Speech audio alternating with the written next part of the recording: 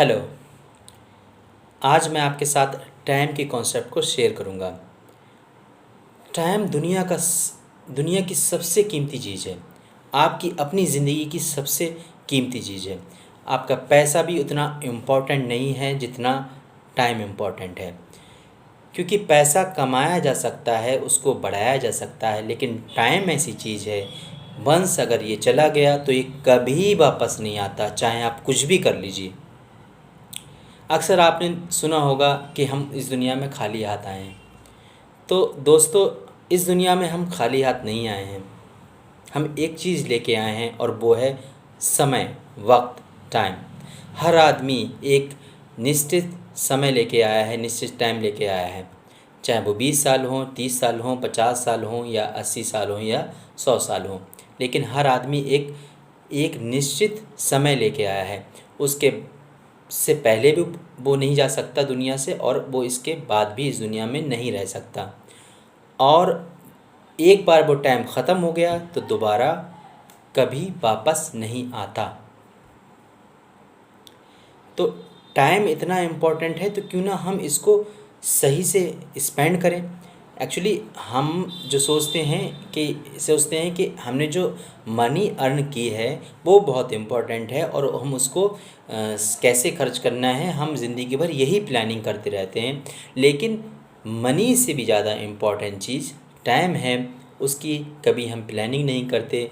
Even मैं कहूँगा कि टाइम को तो हम ऐसे ही बर्बाद करते रहते हैं। हम कभी सोचते भी नहीं ये टाइम बहुत कीमती है, हमारे पास एक सीमित समय है। उसके बाद शायद उसके बाद जब वो टाइम गुज़र जाएगा, जब वो समय गुज़र जाएगा तो हम इस दुनिया में नहीं होंगे। मनी हमारे पास सीमित नहीं है। आज हमारे पास अगर 10 लाख रुपए हैं तो हो सकता है 1 करोड़ भी कर सकते हैं, 10 करोड़, 100 करोड़, कोई लिमिट नहीं है। लेकिन समय की एक लिमिट है, और जब भी उसको खर्च करें तो मनी के केस में आप ध्यान ना भी दें कोई बात नहीं है, लेकिन समय के केस में आपको हमेशा हमेशा ध्यान देना चाहिए। तो समय को हम कैसे यूटिलाइज़ कर सकते हैं, कैसे हम इसको अच्छी तरीके से इस्तेमाल कर सकते हैं, अगला क्वेश्चन ये बनता है। तो समय को हम जो इस्तेमाल करते हैं अपने पर्सनल जो काम हैं, ज़िंदगी के जो काम हैं, डेली रोज़मर्रा के जो काम हैं उनमें इस्तेमाल करते हैं। तो हमको यही देखना होगा कि समय को उन कामों में कैसे इस्तेमाल करें जिससे कि हमारा समय ख़राब ना हो। तो ज़िंदगी के जो काम हैं वो दोस्तों 4 भागों में बांटे गए हैं। 4 टाइप्स की कैटेगरीज़ हैं ज़िंदगी के जो काम हैं। सबसे पहला काम जो अर्जेंट नहीं है लेकिन इम्पॉर्टेंट है। दूसरी कैटेगरी अर्जेंट भी है और इम्पॉर्टेंट भी है। तीसरी इम्पॉर्टेंट नहीं है लेकिन अर्जेंट है। और चौथी ना इम्पॉर्टेंट है ना अर्जेंट है। तो दुनिया हमारे जो काम होते हैं वो इन्हीं कैटेगरीज़ में आते हैं। तो हमको क्या करना होगा, अपना टाइम इन कैटेगरीज़ में कैसे हमको बिताना है वो हमको देखना होगा, और उसी के हिसाब से हम समय का सही से यूज़ कर पाएंगे जिससे कि हम ज़िंदगी में बहुत ज़्यादा से ज़्यादा कामयाब हो सकें। तो सबसे पहले आइए बात कर लेते हैं। पहली कैटेगरी है इम्पॉर्टेंट है और अर्जेंट नहीं है।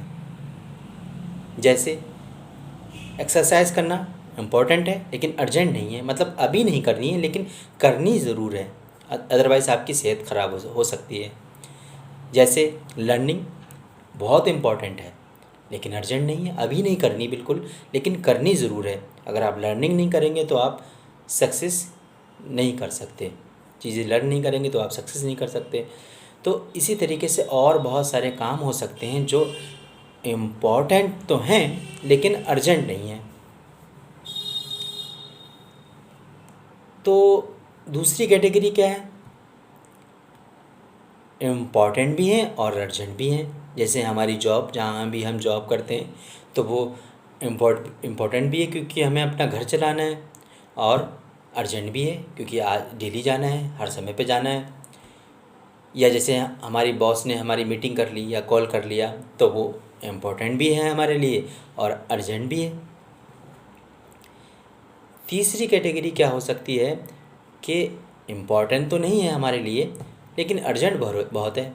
जैसे कि हमारी घर की टंकी ख़राब हो गई, तो हमारे लिए इतना इम्पोर्टेंट नहीं है लेकिन अर्जेंट ज़रूर है, टंकी जल्दी से जल्दी सही होना चाहिए। या जैसे हमारी गैस ख़त्म हो गई, अर्जेंट है लेकिन इतना हमारे लिए इतना इम्पोर्टेंट नहीं है। अर्जेंट बहुत है कि गैस जल्दी से जल्दी घर में आना चाहिए जिससे कि खाना बने। या बहुत सारे काम ऐसे हो सकते हैं जो हम इम्पोर्टेंट नहीं है हमारे लिए, इतना फ़र्क नहीं डालेंगे हमारे ऊपर, लेकिन अर्जेंट है। चौथी कैटेगरी कौन सी आती है? ना वो इम्पोर्टेंट है ना वो अर्जेंट है। जैसे फालतू ही गप्पे मारना या फिर ऐसे ही कहीं बैठ के टाइम ख़राब करना, जिद्दोजहद करना, ये ना हमारे लिए इम्पोर्टेंट है ना ये हमारे लिए अर्जेंट है। तो हमें अपना टाइम इन चार कामों में, ये चार तरीके के काम हमारी ज़िंदगी में हो सकते हैं, अपना टाइम इन्हीं चार कामों में शेड्यूल करना है। तो सबसे पहली बात, जो चौथी कैटेगरी है ना, इम्पोर्टेंट नहीं है, अर्जेंट नहीं है, इसको तो सबसे पहले इसमें ज़ीरो टाइम आपको खर्च करना होगा। इसको ड्रॉप कर दीजिए। ऐसा कोई काम हो उसको ड्रॉप कर दीजिए, नहीं करिए, जड़ से ही नहीं करिए। लेकिन दोस्तों, देखा ये गया अक्सर कि मोस्टली पीपल दुनिया में चौथी कैटेगरी में ही हैं। अपना ज़्यादा से ज़्यादा समय वो चौथी कैटेगरी में ही बिताते हैं। मींस अर्जेंट भी नहीं है, ऐसे कामों में जो अर्जेंट भी नहीं हैं और अर्जेंट भी नहीं हैं, ज़्यादातर लोग इसी कामों में अपना टाइम बिताते हैं।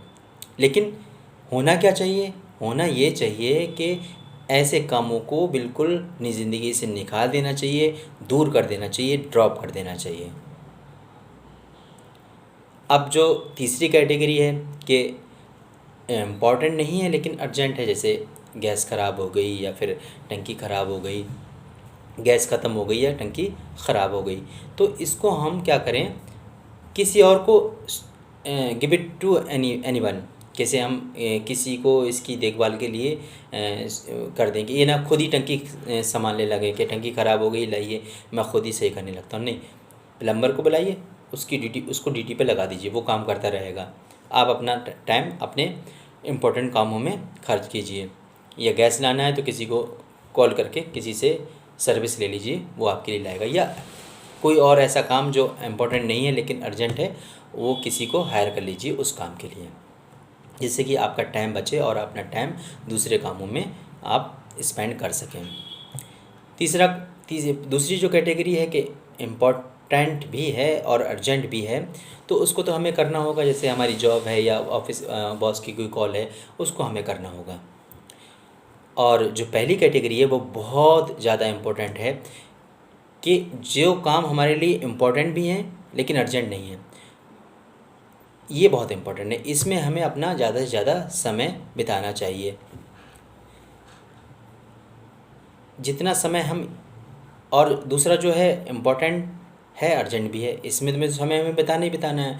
तो अगर हम अपना समय पहली और दूसरी कैटेगरी में ज़्यादा से ज़्यादा बिताएंगे और चौथी को तो बिल्कुल ड्रॉप कर देंगे और तीसरी में कम से कम बिताएंगे, तो हम अपने टाइम को सही से इस्तेमाल कर सकेंगे, हम अपने टाइम का सही यूज़ कर पाएंगे।